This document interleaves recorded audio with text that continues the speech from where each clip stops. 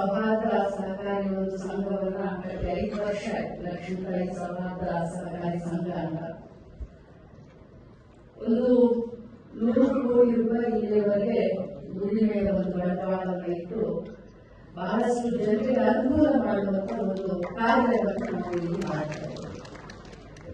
ಇಲ್ಲಿವರೆಗೆ ತಿಳ್ಕೊಂಡಿದ್ದೇವೆ ಅಂತಂದ್ರೆ ಸತೀಶ್ ಜಾರಕಿಹೊಳಿ ಅವರು ಹೇಳಿದ ಹಾಗೆ ಏನೇನು ಸಮಸ್ಯೆ ಇದೆ ನಡೆದು ಬಂದಂತ ದಾರಿಯ ಬಗ್ಗೆ ಒಂದು ಸ್ವಲ್ಪ ತಿಳ್ಕೊಂಡು ಮಾತನಾಡೋದು ಉತ್ತಮ ಅಂತ ಹೇಳಿ ನಾನು ಕೂಡ ಆಲಿಸ್ತಾ ಇದ್ದೆ. ಮಸ್ಕಿ ಅವರು ಹೇಳಿದ್ರು ಯಾವ ರೀತಿ ಈ ಒಂದು ಸಹಕಾರಿ ಕ್ಷೇತ್ರದಲ್ಲಿ ಏನೇ ಒಂದು ಕಂಪ್ಲೇಂಟ್ ಆದರೂ ಕೂಡ ನಮ್ಮದೇ ಆದಂತಹ ಒಂದು ಚೌಕಟ್ಟಿನಲ್ಲಿ ಒಂದು ನಾವು ಕಾಯ್ದೆ ರೂಪದಲ್ಲಿ ನಾವು ಕೇಸನ್ನ ನಡೆಸ್ತಾ ಇದ್ದೇವೆ. ಆದ್ರೆ ಈಗ ಅದು ಕೂಡ ಜಾಸ್ತಿ ಉಳಿಲ್ಲ, ಅದು ಕೂಡ ಸಿವಿಲ್ ಕೋರ್ಟ್ಗೆ ಸಮಾನವಾಗಿ ಅದು 3-4 ವರ್ಷ ಆಗ್ತಾ ಇದೆ ಒಂದು ಕಂಪ್ಲೇಂಟ್ ಇತ್ಯರ್ಥ ಆಗಬೇಕಾದ್ರೆ ಅಂತ ಅವರು ಕೂಡ ಹೇಳಿದ್ರು.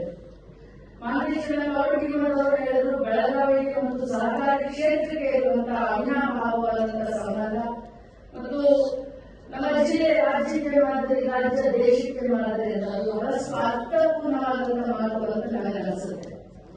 ಸಹಕಾರ ಅಂದ್ರೆ ಎಲ್ಲರ ಜೊತೆ ಪ್ರಾಮಾಣಿಕವಾಗಿ ಸಹಕಾರದೊಂದಿಗೆ ಯಾವುದೇ ಜಾತಿ, ಯಾವುದೇ ಭಾಷೆ, ಶ್ರೀಮಂತರು ಬಡವರು ಅನ್ನುವಂಥ ಕೆಳಗಡೆ ಇಲ್ಲದೇನೆ ಎಲ್ಲರ ಒಂದು ಜೀವನದಲ್ಲಿ ಸಹಕಾರವನ್ನ ಕೋರ್ತಾ ಆರ್ಥಿಕ ಸ್ವಾವಲಂಬನೆ ಜೀವನಕ್ಕೆ ಅದು ರೈತರಾಗಿರ್ಬೋದು, ಬಿಸಿನೆಸ್ ಮ್ಯಾನ್ಗಳಾಗಿರ್ಬೋದು, ಸಣ್ಣ ವ್ಯಾಪಾರಸ್ಥರಾಗಿರ್ಬೋದು, ಪ್ರತಿಯೊಬ್ಬರಿಗೂ ಕೂಡ ಅನುಕೂಲ ಮಾಡುವಂತಹ ಒಂದು ಅತ್ಯುತ್ತಮ ಒಂದು ಸೇವೆ ಇವತ್ತು ಸಹಕಾರ ಸೇವೆ ಅಂತ ಹೇಳಲಿಕ್ಕೆ ಬಯಸ್ತೇನೆ. ನಾವೆಲ್ಲರೂ ಹೇಳ್ತಾ ಇರ್ತೀವಿ ಸರ್ಕಾರದ ಕೆಲಸ ದೇವರ ಕೆಲಸ ಅಂತ ಹೇಳ್ತಾ ಇರ್ತೇವೆ. ನಾವು ಅದನ್ನೇ ಈ ರೀತಿ ಹೇಳಲಿಕ್ಕೆ ಬಯಸ್ತೇನೆ. ಸಹಕಾರ ರಂಗದಲ್ಲಿ ಮಾಡಿದಂತಹ ಸೇವೆ ಕೂಡ ದೇವರ ಸೇವೆ ಅಂತ ಈ ಒಂದು ಸಂದರ್ಭದಲ್ಲಿ ಹೇಳಲಿಕ್ಕೆ ಬಯಸ್ತೇನೆ. ಕೆಲವೊಂದು ಸರ್ಕಾರದ ಕಣ್ಣನ್ನು ತೆಗೆಸಲಿಕ್ಕೆ ಕೆಲವೊಂದು ಮಾತುಗಳನ್ನು ಹೇಳಿದ್ರು. ಈಗಾಗಲೇ ಹಿರಿಯರು ನಮ್ಮ ಜಿಲ್ಲಾ ಉಸ್ತುವಾರಿ ಸಚಿವರು ಹೇಳಿದ್ರು ಯಾವುದಕ್ಕೋಸ್ಕರ ಸರ್ಕಾರ ಇಂಪ್ರೂವ್ ಆಗುತ್ತೆ ಅಂತ. ಆದರೆ ನಾನು ಕೂಡ ಒಂದು ಸಹಕಾರಿ ಕ್ಷೇತ್ರದಲ್ಲಿ ಈಗ ತಾನೇ ಅಂಬೇಡ್ಕರ್ ಇರುವಂತಹ ಸಂದರ್ಭದಲ್ಲಿ ಸರ್ಕಾರದಿಂದ ನಮಗೆ ಶೇರ್ ಮಾಡಿರಲಿಲ್ಲ. ಸರ್ಕಾರದಿಂದ ನಮಗೆ ಶೇರ್ ಕಲೆಕ್ಟ್ ಮಾಡಬೇಕಾದ್ರೆ ನಮ್ಮ ಮುಖಂಡಿ ನಮ್ಮ ಮೇಲೆ ವಿಶ್ವಾಸವಿಟ್ಟು ಜನ ನಮಗೆ ಶೇರ್ ಬಂಡವಾಳವನ್ನು ಕೊಡ್ತಾರೆ ಅಥವಾ ನಮ್ಮ ಬಂಡವಾಳ ಅರ್ಥವಿರುತ್ತೆ.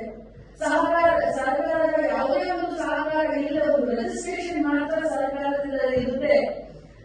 ಆದ್ರೆ ಯಾಕೆ ಸರ್ಕಾರ ಇಷ್ಟೊಂದು ಕೈಯನ್ನು ಹಾಕುತ್ತೆ ಅಂತ ಹೇಳಿ ಬಹಳಷ್ಟು ಕಳಕಳಿಯನ್ನು ಕಾಳಜಿಯನ್ನು ಅವರು ಹಾಕಿದ್ರು ನಮ್ಮ ಗಮನ ಕೂಡ ತೆಗೆದುಕೊಂಡು ಬಂತು.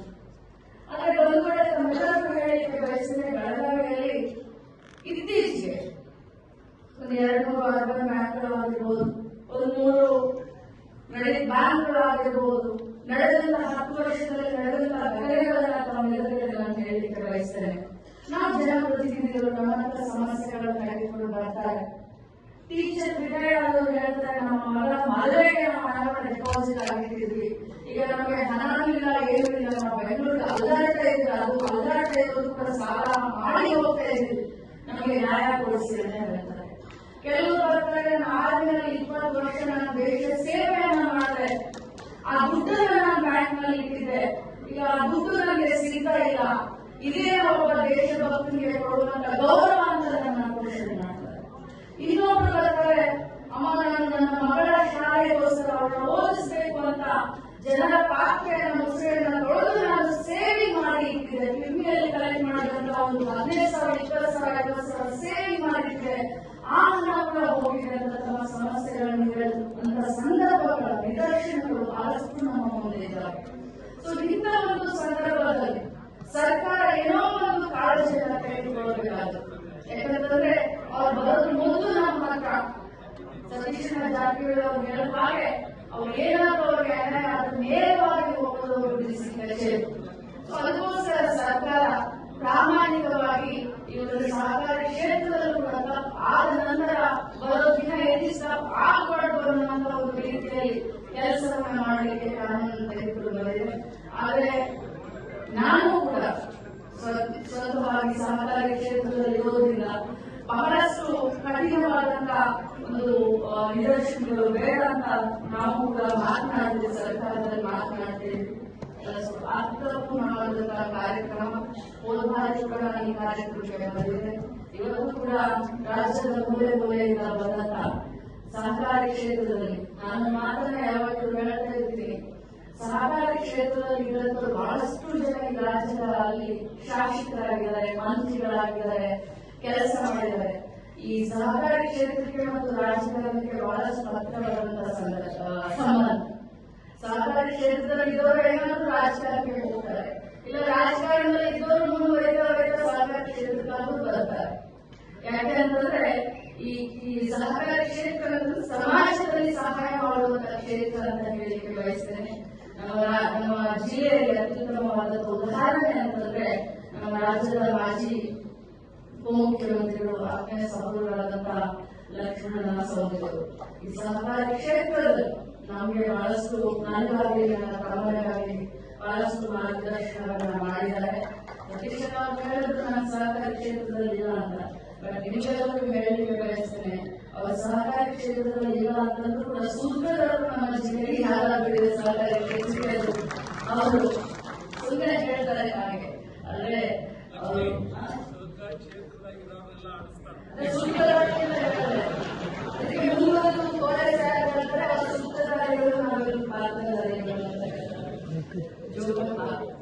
ಒಂದು ಹೇಳ್ತೀನಿ, ರಾಜಕಾರಣಿಗಳು ನಾವು ಆ ಪಕ್ಷ ಈ ಪಕ್ಷ ಬಹಳಷ್ಟು ಹೊಡೆದಾಡ್ತಾ ಇರ್ತೀವಿ.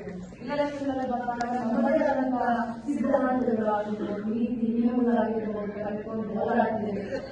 ಇಲೆಕ್ಷನ್ ಇದ್ದಾಗ ಒಂದು 90 ದಿನ ನಾವು ಅವರಿಗೆ ಫೋನ್ ಮಾಡಲ್ಲ, ಅವ್ರು ನಮಗೆ ಫೋನ್ ಮಾಡಲ್ಲ. ಅವ್ರ ಹತ್ರ ಬಂದ್ರೆ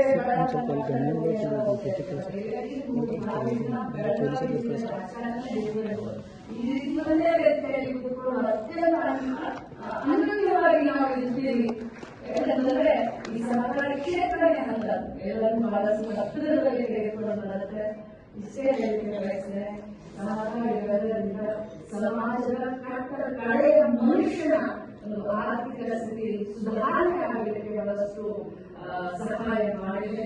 ಈ ಸಹಕಾರಿ ಕ್ಷೇತ್ರ ಸೌಹಾರ್ದ ಚಳವಳಿ ಮುಂದುವರಿಯಲಿ ಅಂತ ಹೇಳ್ತಾ ನಾಳೆಯ ಮಾಜಿ ಜಿಲ್ಲಾ ಪರಿಷತ್ ಸದಸ್ಯರಾದ ಮಂಜೇಶ್ವರ ಕೌಟಿ ಬಹಳಷ್ಟು ಕೇಳಿಕೊಳ್ಳುತ್ತಾರೆ. ವಿಶೇಷವಾಗಿ ಸಹಕಾರ ಕ್ಷೇತ್ರದಲ್ಲಿ ಅವರು ಬರಲೇಬೇಕು ಅಂತಂದಾಗ ನನ್ನ ಜನರ ಜೀವನ ಕಲಿದೆ ಅಂತ ಹೇಳಿದ್ರೆ, ಇಲ್ಲ ನೀವು ಬರಬೇಕು ಅಂತ ಹೇಳಿದ್ರೆ ಪ್ರೀತಿಯಿಂದ ಬಂದಿದ್ದು ಕೂಡ ಶುಭವನ್ನ ಹಾರೈಸಿದೆ. ಮತ್ತೊಮ್ಮೆ ಹಿರಿಯರು SS ಪಾಟೀಲ್ ಅವರಿಗೆ ಭಗವಂತ ಆಯುಷ್ಯ ಆರೋಗ್ಯವನ್ನು ಕೊಟ್ಟು ಕಾಪಾಡಿ.